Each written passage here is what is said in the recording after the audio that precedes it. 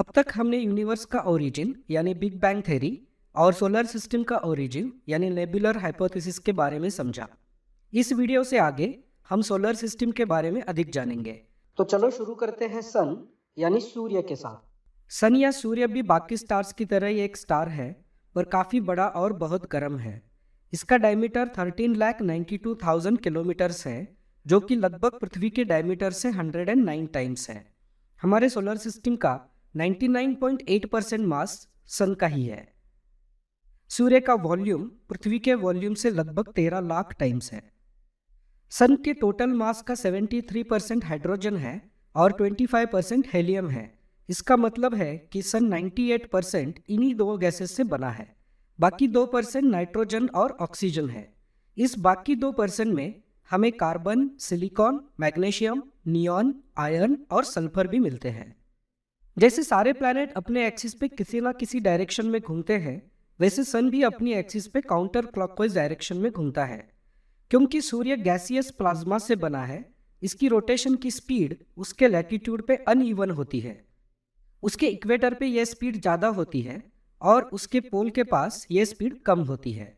अपनी रोटेशन को पूरा करने में सन को एवरेज 27 डेज का टाइम लगता है। सन का सरफेस टेम्परेचर 6000 डिग्री सेल्सियस के आसपास होता है, वही इसकी कोर में इसका टेम्परेचर 16 मिलियन डिग्री सेल्सियस होता है। सन की डेंसिटी पानी की डेंसिटी के 1.5 टाइम्स होती है। तो चलिए सन के इंटीरियर स्ट्रक्चर के बारे में जानते हैं। सन के अंदर से बाहर आते हुए सन 3 लेयर से बना हुआ है। पहला है कोर, जो सन का 20% हिस्सा है।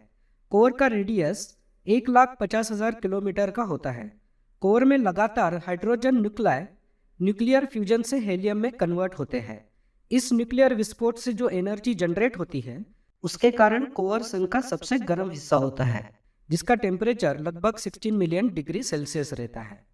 इस कोर के बिल्कुल ऊपर का हिस्सा है रेडिएटिव जोन यानी विकिरण क्षेत्र, जिसका मेजर काम कोर की गर्मी को ट्रांसफर करना होता है।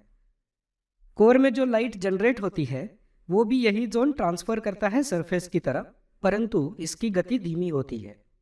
इसका कारण है इसकी डेंसिटी। फोटॉन कम डेंसिटी के मीडियम में जल्दी ट्रैवल करते हैं और ये रेडिएटिव जोन बिल्कुल ही हाईली डेंस है। इस जोन का टेम्परेचर 2 से 7 मिलियन डिग्रीज तक वेरी करता है और इस रेडिएटिव जोन की थिकनेस 3 लाख किलोमीटर तक होती है। अगली है कन्वेक्शन जोन यानी संवहनी क्षेत्र।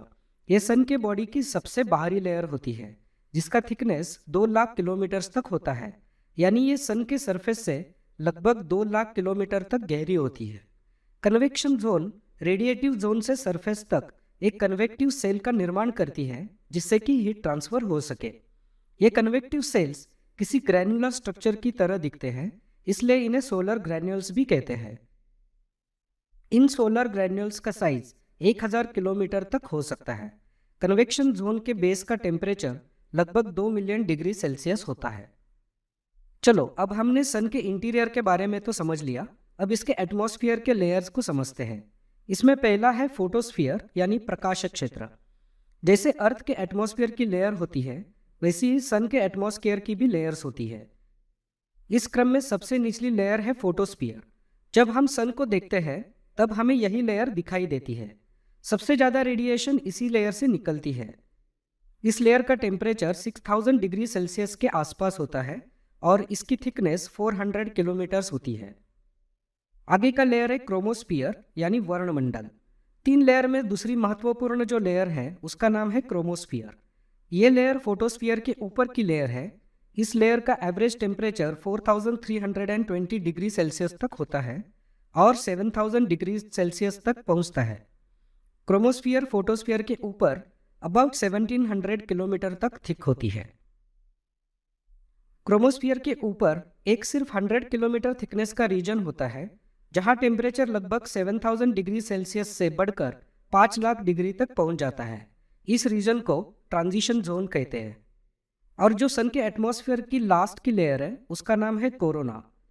सन की सबसे बाहरी लेयर कोरोना है और ये लेयर हमें पहली बार सूर्य ग्रहण के समय दिखाई दी थी और आज भी इसे सिर्फ सूर्य ग्रहण के वक्त ही देखा जा सकता है।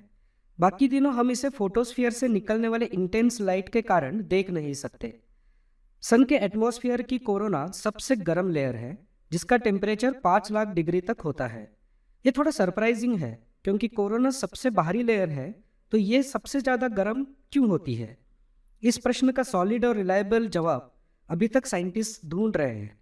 कोरोना स्पेस में कई मिलियन किलोमीटर तक फैली है।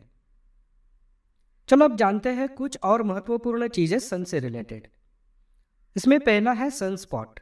ये सन के सरफेस पे वो जगह होती है जो बाकी की सन से डार्क दिखाई देती है।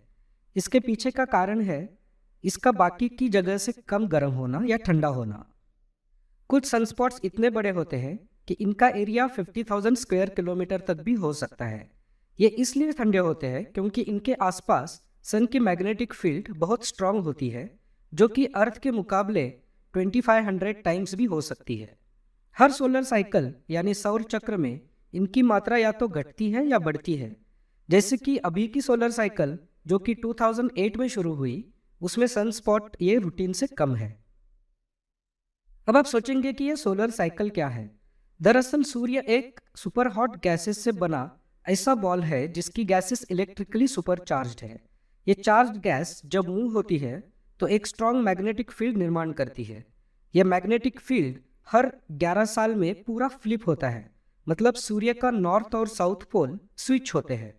इन्हें फिर से स्विच होने में फिर से 11 साल लगते हैं। इसे सोलर साइकिल कहते हैं। चलो जानते हैं सोलर विंड यानी सौर पवन के बारे में। यह हवा इलेक्ट्रॉन और प्रोटॉन से बनी है और सन से 900 किलोमीटर पर सेकंड की स्पीड से बहती है।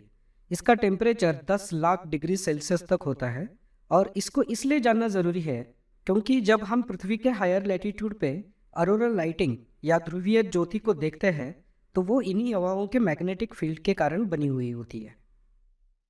जब सूर्य से निकले हुए चार्ज पार्टिकल्स कभी पृथ्वी के एटमॉस्फेयर में आते हैं तो ये पृथ्वी के मैग्नेटिक फील्ड से इंटरैक्ट करते हैं और पृथ्वी के एटमॉस्फेयर में गैसियस पार्टिकल से टकराते हैं।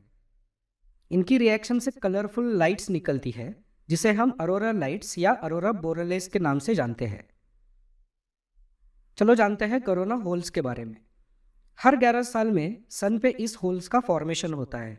ये होल सन के सरफेस पे सबसे ठंडी जगह होते हैं और बाकी की जगह से काफ़ी डार्क होते हैं। ये होल कुछ हफ्ते से लेकर कुछ महीनों तक दिखाई देते हैं। सोलर फ्लेयर्स या जियोमैग्नेटिक स्टॉर्म, इसे हिंदी में सौर चमक भी कहते हैं। यह सन के एटमॉस्फेयर से निकली हुई मैग्नेटिक एनर्जी का नाम है।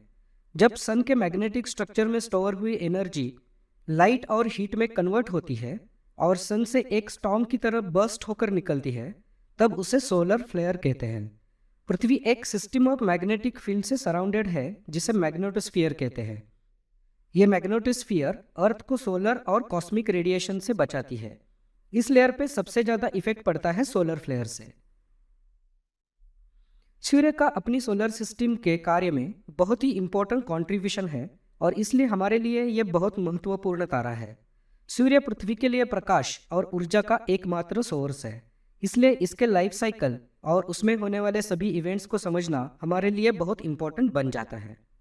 आशा करता हूँ कि इस वीडियो से आपने सन के इंटीरियर और एक्सटीरियर एटमॉस्फेयर के बारे में अच्छी तरह से समझा होगा। अगर ये वीडियो आपको पसंद आया हो तो इसे लाइक कीजिए, इस पर कमेंट कीजिए और अपने दोस्तों से इस वीडियो को शेयर करना मत भूलिए। हमारे आने वाले वीडियो को देखने के लिए इस चैनल को ज़रूर सब्सक्राइब कीजिए। Thank you. See you in the next video.